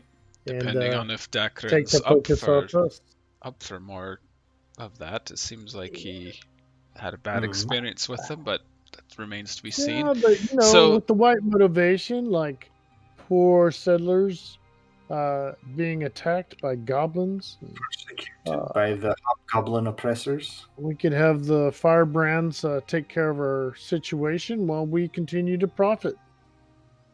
Togrim, you speak of martial occupancy, then. Is that what you're suggesting, that we occupy their existing borders and just allow them to leave farther north if they wish, but the other alternative is to remain as Let's lesser call them citizens. Trading posts as long as we can. We establish trading posts. We grant lands to those who to serve the kingdom, and we continue a gradual expansion. A soft war, as it were. But continually to improve our outposts until they're well fortified and able to defend themselves from marauders. Quite right. While keeping good relations as long as we can and trade. Indeed. All right. I think our path is clear. I will, before I make my decision, what specific, since you're both perspectives, what are let's name the exact consequences before I make a decision as the power. So if we do expand, we'll make money, we'll be able to occupy hobgoblin lands and gain more resources. Are there any other consequences? I have another one we haven't considered. Okay. In this expansion, we are also broadening, not only are we broadening our power base and influence, we are making a void where someone could gain a title as we gain land. Because somebody will need to be overseer or supervise this expansion or this peaceful financial endeavor. Yep. So yeah. Here's an opportunity for you, my lord. Benefits are clear. We just got to figure out. Trying to think what the downside is. Yeah, this didn't work out. I wonder if we should have been like opposing. We've talked ourselves into the I feel like maybe we should have been like opposing factions, or maybe like a leader from Hardale and a leader from Valkstad, and Hardale kind of wants more peace or something. I don't know, but it ended up being one-sided both times. The thing is, we propose the concept, and we don't state the pro-con at the beginning. So we have the concept. Should we do a thing? And then we talk about the end of it. We've decided on a course of action,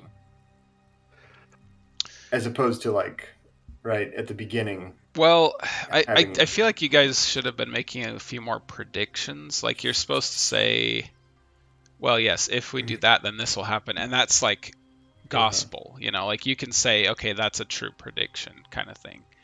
but it's hard to like stay in character while you're doing that too. It's hard to kind of, Right. you know, So like it's it's just easy kind for of- me because I'm the power and I'm just like, oh, I just make a decision. But like it's hard to kind of figure out how perspectives I keep think things, I'm, keep uh, things, looking at- it's like, oh I think my yes, guy yes, is but staying in no hand character. kind of thing. Yeah. This is the way he thinks. I mean, what's motivating him? His motivation is money and profit. Uh, he wants to flirt with the edge. My motivation in most of this is flirting with the edge of conflict, and delaying conflict as Right. long as possible. Yeah. So for the other perspective, one, the benefit of doing it is potential monetary gain and kingdom expansion. The flip side of it would be public backlash because we're starting another conflict potentially. Okay, then I So have that would- another Okay, suggestion. that's true. No, I mean we got to give Dacron as power like two sides of it, right? So the one side is obvious, money and power, right? I have a The possible other side. Okay, go. Our possible solution would be to create a middleman. Let's say somebody to oversee our expansion and be our public face on this. But we still would answers be to us. expanding, and we don't have a Yes. touchstone with us, so we don't know how the public will People. react. So we kind of have that. It's kind of Glossed random over. as opposed to Yeah, well, the people will be happy with success. Yeah. So they have a bias against the hobgoblins. So they don't. They're not going to want. A bias that we're encouraging. Yeah, they don't mind them leaving, but also they don't want to start if things are quiet. So And we can if there's bolster no that by touchstone reminding people present, of all the sons that didn't come back from the Goblin War. if there's no touchstone present, there's a way to resolve what the people think. People's So we general can do that perception if I'm ready to. And as a general, I think I'm a warmonger. I think that I could would roll a die. choose to. Yeah. We No, could roll a I die and think- see I how think the I- see how the people feel about Well, it. no, there's a way Whether the to people resolve feel that, like so we we're- can. We don't know because we don't have Right. any touchstone in this discussion. So I have to make a decision first, and then we'll find out how As they the warlord, how they yeah. react. Yeah. So Yep. that's the downside of that. So let me just check the consequences real quick.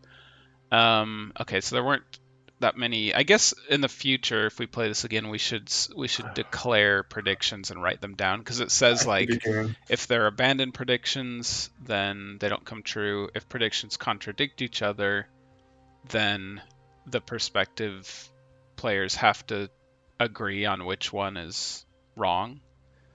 And then I if would a argue perspective this made is, no I would- predictions, then they can make one at the end, which we kind of did both times, which that's fine. And then if no one has a perspective, then no one can predict what's going to happen. So you kind of have to resolve what happens as well. I would argue that this is the perfect time for expansion, my lord. Simply because there's no cohesive leadership in the goblins right now. And I after agree. Dacron's exploits, I think it's even worse. I agree. Well, And before they settle back down would be the perfect time for us to make our plans. Well, for one, I don't think I'm going to even. I'm going to meet with King Martin's. Well, I'm going to meet with the general of Hardale about this as well. I've made my decision, though. We're going to expand. I think that we can do it even without Hardale's help. The hobgoblins are one broken people, and we are two. We are Twain. So I think if they want to help and expand with their own forts, great. But I think for now we're going to just make some dwarven forts either way and expand our territory and what will be rightfully that of Valkstad's. Do we have the influence to put anything before the lords to possibly offer land to veterans in these unsettled territories? Of course, I can make that happen. That might be an excellent way to aid our expansion and provide some ready arms to reinforce our settlement ambitions. All right, so that happens. We'll even allow Thora. them to take their swords into retirement. So Thora orders the occupation of Hobgoblin borders to just like make kind of a long game. No, slow, long game. Is that what it is? Like a long game play. Long game. Because dwarves are patient as well. They're going to just like start setting up forts and then just slowly push them north. Okay, so here's how we decide. Here's how we find out what the people think.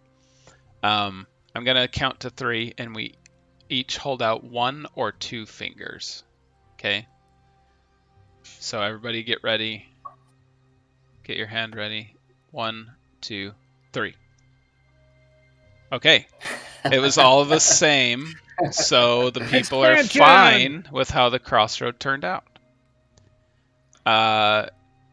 If the total, let's see, if everyone holds out the same number of fingers, the people are fine with how the crossroad turned out. And if it was odd, then they would have been mad about it. So, okay. So at least the dwarves are happy about it. I don't know if this particular thing, like, game over, not following the rules of us actually doing the Twain Kingdoms kind of thing. This whole thing kind of felt like a Valkstad play, which I'm fine with. I think that's intriguing. Okay. Maybe we can learn more about Hardale later, but in the past, I like that. that. Think it would be pretty accurate. Yeah, I really like. I just love the role-playing aspect of D&D. It makes things feel a lot more real, because that felt like an actual organization in the government working, which is really cool. Kind of feel like your committee members have read too much history. Yeah, especially when Hayden was talking about, like, I don't know, his people, the commoners, seemed a little more complex than I expected. Like, they feel this way about the Firebrands, whether they succeed or fail, and they have the, it's like they probably would just be like, yay, superheroes. Whatever they do is, they're the celebrities of the kingdom. But what he said was how they felt. So Indian-American Wars to me. Yeah. All right, so we'll call it good there for tonight. Dang it, I didn't have full screen on the whole time. Who cares? But yeah, that was fun, and I think we learned some interesting things about Valkstad. And as far as I'm concerned, those are canon. I say that Valkstad has begun towards the end, maybe phasing in the last 3 or 4 years of this decade, starting to. We'll say that they've created like maybe 2 forts. 100 miles apart or something. I'll have to do some measurements on the map. We're just setting the stage for the big fortified towers with wooden structures around them. And they are. How we just casually started Fourth Goblin War. Well, yeah, I guess we'll see how the hobgoblins respond, and that's in the hands of the DMs, unless we want to do like a kingdom thing of like the hobgoblins' perspective or something. That would be really interesting. Well, but from anyway, from a strategic perspective, we could take up a lot of territory before the goblins ever realize what's happening and start rebelling. I mean, there may be if they saw us building forts on their borders, they'd be like, okay, I see what's happening. I think the whole point is for them to notice and to like, this is ours now, so you guys go north, you're fine. This is ours now. Keep going. Yeah. Maybe even have some light trading with them so they put their guard down. That's what I'm getting at, is that's the way you do it. Oh no, it's commerce. Yeah. Well, that was fun for the most part. I definitely feel like I need to see. I don't know. I wish there was more examples of like crossroads and stuff. I'll have to read up on like the touchstone and the perspective, or maybe next time I'll be perspective and try it out a little bit more. But overall, that was really fun. And it just, now the Firebrands, when we play them, we're gonna have to deal with these consequences that Valkstad is making. So And I'm gonna keep these names of these NPCs because we might end up, especially like the Silver Quill guy. I feel like he's gonna show up, and if he does, I'll. He's a real scuzzball. Yeah, he is. He's a real scum. Yeah, guy. and Thor is just sort of like, all right, what do we got here? All right, that's the best solution for me. And Valkstad, done. Godric seems like the only guy who was like had a soul, you know. And Willem was all about the money. Lots more corruption in Valkstad than I expected. So, well, Valkstad, kind of makes they it have interesting. that whole common Class knowledge system. underground of slavery and Yeah, you can bet that they debauchery. even of if every that sort. was a Duergar infiltration, you can bet that Valkstad still kept it quiet after they found out, or if they That's found something out. we never expanded on is the Duergar. Yeah. There was Yeah. something going on there. I would love this to be an option if any of the members can't make it. And Side quest. there's also the whole 10 years of time where we could just play a one shot, whatever we feel like. So I'm glad I bought this game. This is a fun game. We'll have to deal with, polishing out how to make it work and stuff a little bit more with experience. But overall, it was great. For some reason, I couldn't keep that open. And what are we playing? Discord. Oh yeah. Yeah, I have two monitors, so it runs makes it a a lot. little easier. Oh yeah. But Well, I think that's why my computer was freezing up. So oh yeah, Gotcha. could be. yeah. Yeah, and I guess it wasn't even that necessary, really. It was mostly just kind of. It was I don't know. interesting to introduce you to everybody. In the future, it might be like better to just make notes, like on a note card, and then at the end be like, "Okay, these are the consequences," But Came Right, up with right. some good names. yeah, that was fun. We got some interesting Hmm. NPCs fleshed out, and Yeah.